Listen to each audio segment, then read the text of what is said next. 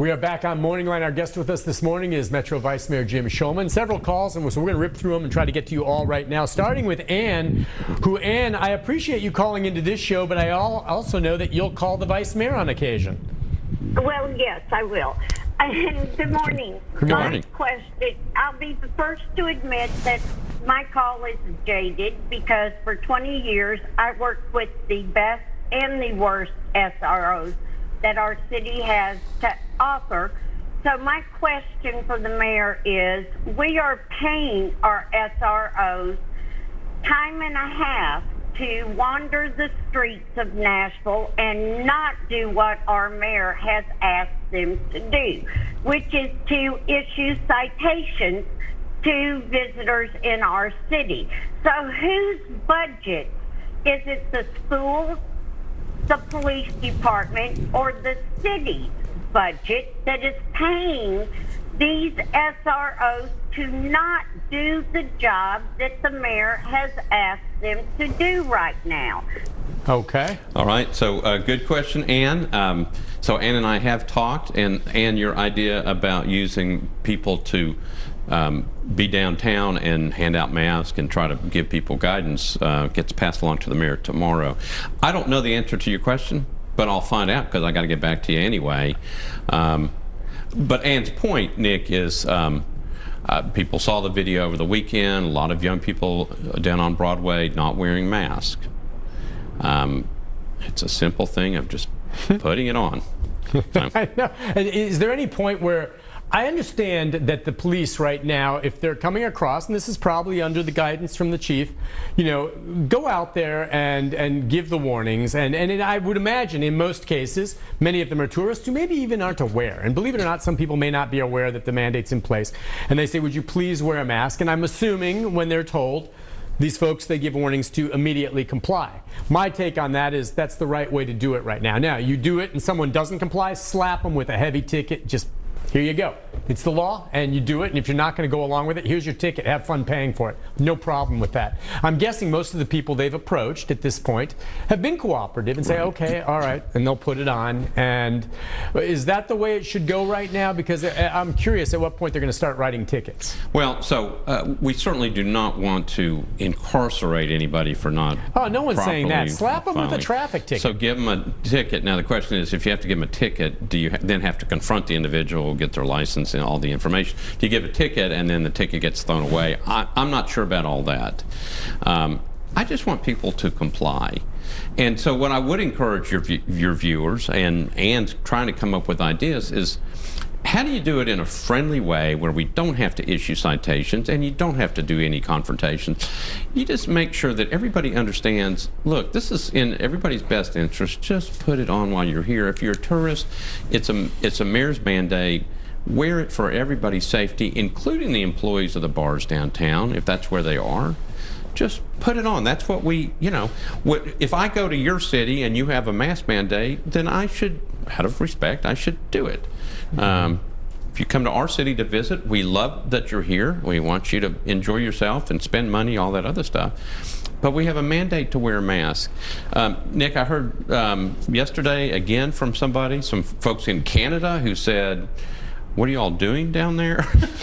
And the question was, well, how are you all dealing with it? And everybody in Canada apparently is wearing masks. So if that's, right now, that's a better way to deal with it than not wearing masks, and we don't have a vaccine, wear a mask. And whatever we can do to slow these numbers down so we don't have to keep going backwards, we can move forward. We can get kids back in school, whatever it is. If it's this, it may not be as simple as just putting on a mask, but it does help. And so we're in this together. Put that mask on. Michael, good morning. Hi, Michael. Hi, how are you? Good. Go ahead, sir.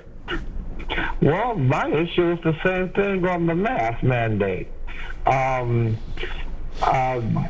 know that we have visitors that come in, but our visitors do not outweigh our population.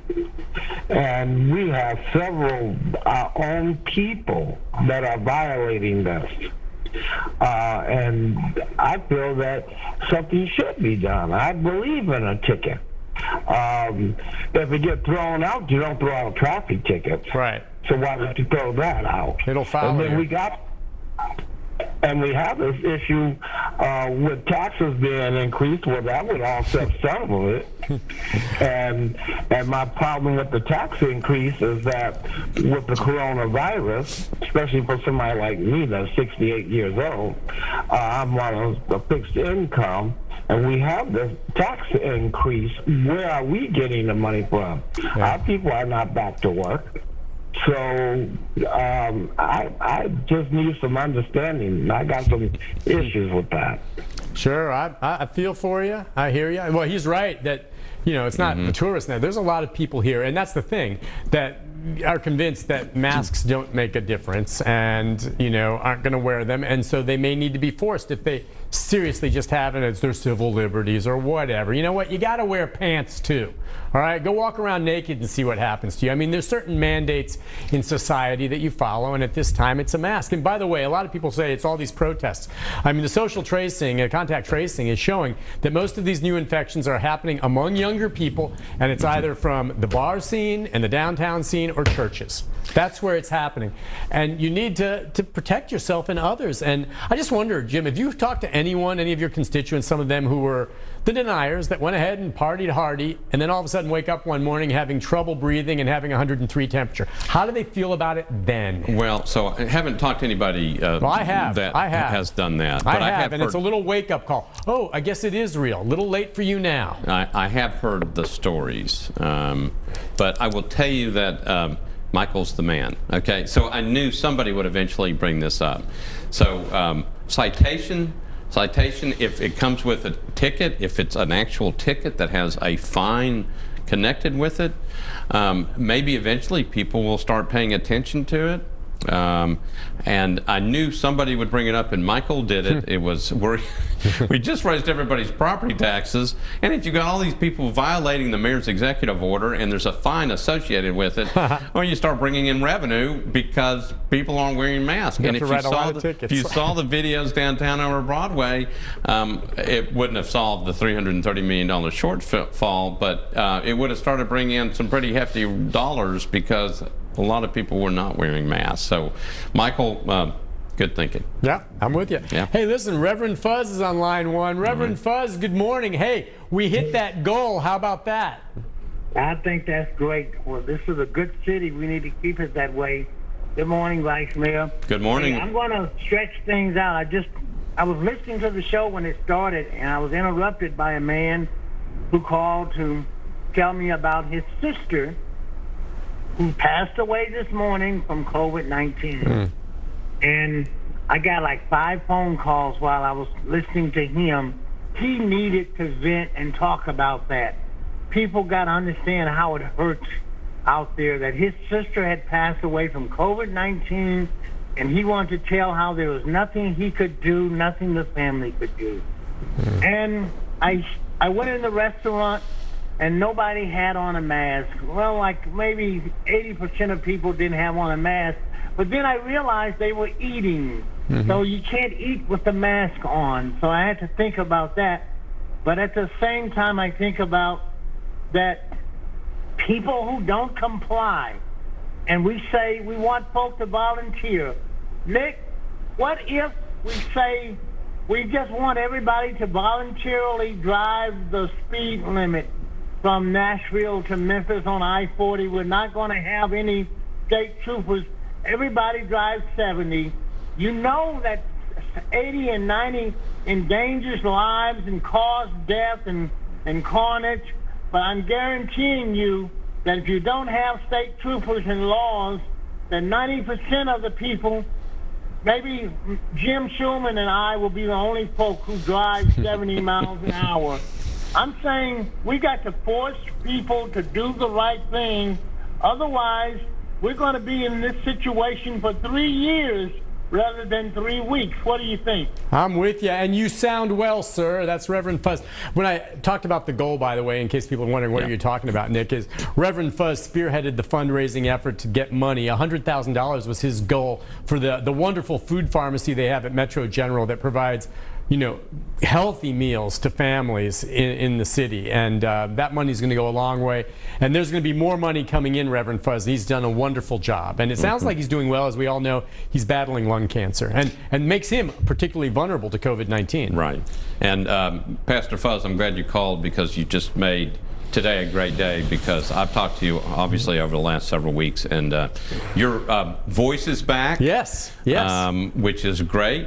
I hear that something going on. They call him the great communicator. There's some new program going on with that. He just raised all this money for General Hospital, and his voice sounds strong. So keep it up.